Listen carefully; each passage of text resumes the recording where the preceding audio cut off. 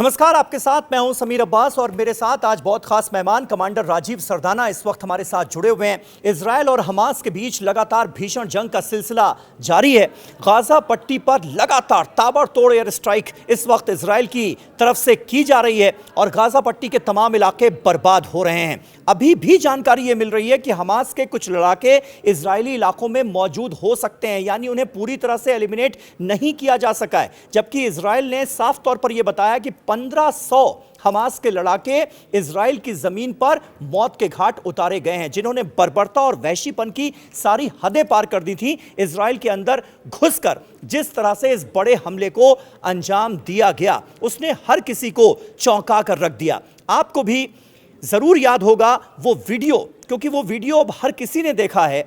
Hamas के fighters ऊपर से अचानक आते हैं, उस जगह को निशाना बनाया जाता है जहां पर एक म्यूजिक फेस्ट चल रहा था, म्यूजिक पार्टी चल रही थी और जो नौजवान थे, जो झूम रहे थे, गा रहे थे, उन पर हमला किया गया और हमास के लड़ाकों ने उन्हें निशाना बनाया, मौत के घाट उतारा गया। ये पार्टी शाम को शुरू होती है, रात भर चलती है और सुबह तड़के सनराइज के बाद हमास के लड़ाके इस पार्टी में शामिल तमाम लड़कों, लड़कियों, नौजवानों के ऊपर हमला करते हैं।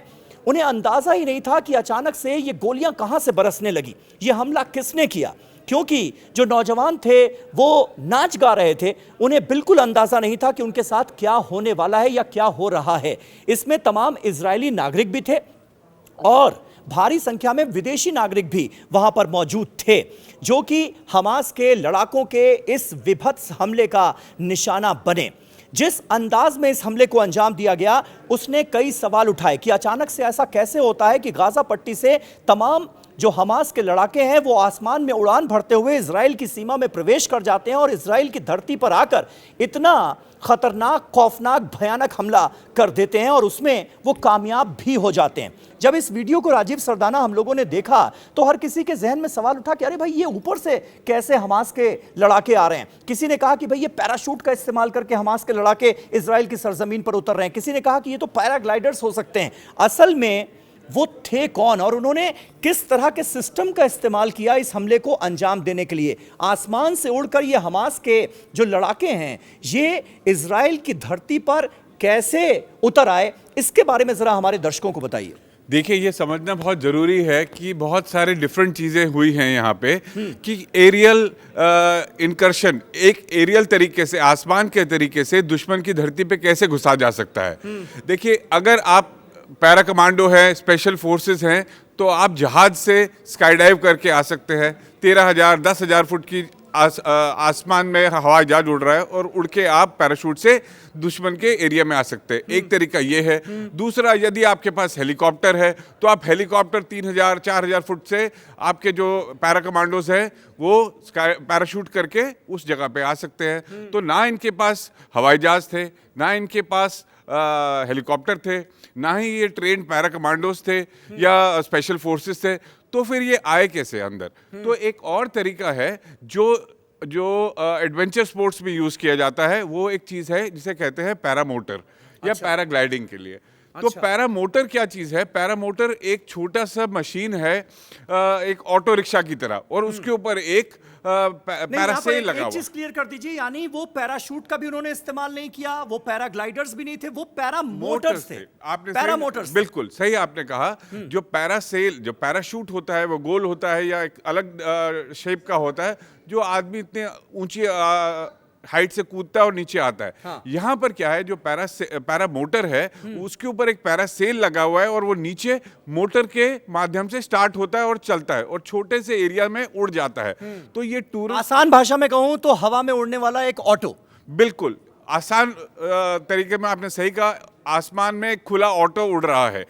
तो ये जो पैरामोटर होते हैं करीब 18 से 20 लाख रुपए के आते हैं और इनके अंदर करीब 15 से 30 लीटर पेट्रोल होता है। स्टार्ट किया जाता है। ये 200-300 मीटर में ही उड़ जाते हैं, एयरबॉर्न हो जाते हैं। इसको एक ट्रेंड पैरामोटर जो पायलट है वो उड़ाता है और इसके आगे एक मजा लेने के लिए, हवा का, आसमान का लेने के लिए एक पैसेंजर बैठ सकता है।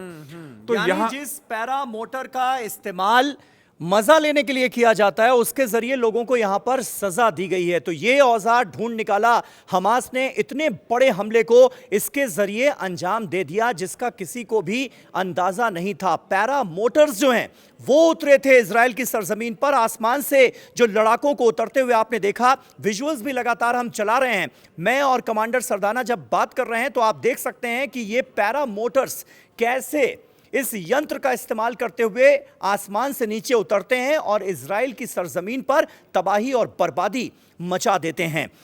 कुछ और सरदाना साहब बताइए, क्योंकि एक हैरत तो इस बात को लेकर भी होती है कि भाई था तो वो इजराइल का आसमान, उसे भेद कैसे दिया हमास के लड़ाकों ने? देखिए, अगर आसमान में कोई दुश्मन का जहाज या दुश्मन का हेलीकॉप्टर वो अगर आता है तो रडार पिकअप कर सकता है उसको। लेकिन यहाँ पर अगर आप देखेंगे, एक पैरामोटर जो है, एक सीट है, एक छोटा सा इंजन है और एल्युमिनियम का बना हुआ है, उसका कोई मैग्नेटिक सिग्नेचर नहीं है, उसका कोई क्रॉस सेक्शन नहीं है। तो वो एक बड़ा सा आपको एक बिंदु दिखेगा, इनफैक्ट रडार उसको पकड़ भी नहीं पाएगा क्योंकि उसकी स्पीड भी इतनी स्लो है। तो ना उसको रडार, जो इजरायली एयर डिफेंस के रडार थे, ना वो पकड़ सके। अब आप कहेंगे कि लाखों अरबों का जो एयर डोम सिस्टम था, आयरन डोम सिस्टम था इजराइल का, तो वो क्यों नहीं पकड़ सका इन्हें? देखिए, जो आयरन डोम सिस्टम है वो रॉकेट्स और मिसाइल्स के लिए बना हुआ है। जो बड़े हथियार हैं उनको रोकने के लिए है कि यदि दुश्मन का कोई रॉकेट आ रहा है और इंटरसेप्ट किया तो फिर आयरन डोम से उसको बाहर गिराया जा सकता है। जब ये एक बड़ा सा पक्षी आ रहा है, ना जिसकी कोई स्पीड है, ना जिसका कुछ अस्तित्व है, तो आप उसके ऊपर वो पकड़ में आएगा ही कैसे? तीसरी बात रहती है जो बॉर्डर गार्ड्स थे, जो उनके सेंट्रीज थे, कि वो क्यों नहीं पकड़ सके इसे। देखिए, किसी ने आज तक विश्व में शायद पहली बार ही हो रहा है कि पैरामोटर्स को इस्तेमाल किया गया है टेररिस्ट को ड्रॉप करने के लिए। ये एब्सोल्यूट गुरिल्ला वॉरफेयर है।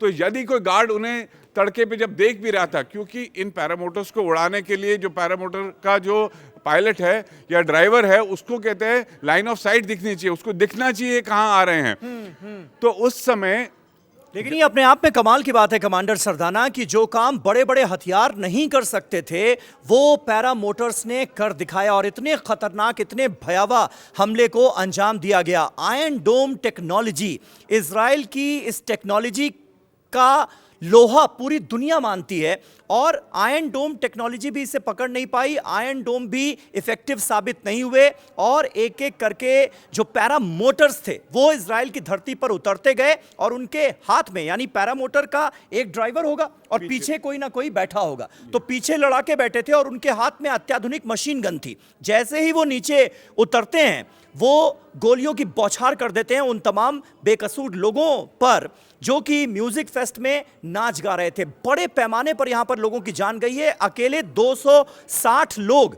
इसी म्यूजिक फेस्ट में जो पार्टिसिपेट कर रहे थे वो मारे गए थे। तो ये इजराइल के लिए भी अपने आप में बहुत बड़ा सबक है। और हम तो ये देख रहे हैं कि मोसाद, जिसका पूरी दुनिया में नाम था, एक तो वो पूरी तरह से फेल साबित हुई और दूसरी तरफ आयरन डोम टेक्नोलॉजी जो है वो भी इन पैरा मोटर्स को पकड़ नहीं पाई। ये अपने आप में बड़ी हैरत की बात है सरदाना साहब। बिल्कुल, देखिए, ये क्योंकि केटर नहीं किया गया था, ये जो इतने महंगे सिस्टम्स बनाए गए थे, ये आधुनिक हथियारों के लिए, रॉकेट्स के लिए, मिसाइल्स के लिए, हेलीकॉप्टर के लिए बनाए गए थे। ये ऐसी चीज के लिए बनाए ही नहीं गए थे कि इसको पकड़ सके। लेकिन इन्होंने जो ये फैल्कन ग्रुप है, माफ कीजिएगा, जो फैल्कन ग्रुप है हमास का, जिन्होंने ये ट्रेनिंग की और इसको इस खौफनाक हादसे को इन्होंने अटैक किया, ये एक शायद बाकी आतंकी ग्रुप जो विश्व में हैं उनके ऊपर अब नजर उनकी भी रहेगी इस तरीके के सिस्टम को इस्तेमाल करने के लिए। बिल्कुल सही बात है। और हर देश को इस हमले के बाद इस हिसाब से अपने आप को तैयार करना होगा कि उनकी वायु सीमाओं का उल्लंघन कोई इस तरह से ना कर दे और इतने बड़े हमले को अंजाम ना दे दे। जो हमास के पैरा मोटर्स थे उन्होंने इस हमले को अंजाम दिया है और बहुत भयानक हमला था, बहुत भयावह हमला था, बहुत सारे लोगों की जान गई। 260 लोगों ने अकेले यहीं पर अपनी जान गंवाई है और अब ज़रूरत इस बात की है कि इस घटना से, इस हमले से सबक लेते हुए तमाम जो और देश हैं वो भी अपने आप को तैयार करें। इजराइल को तो तैयारी करनी ही पड़ेगी। बहुत बहुत शुक्रिया कमांडर सरदाना आपका हमारे साथ जुड़ने के लिए। इस खास पेशकश में मेरे साथ बस इतना ही। नमस्कार।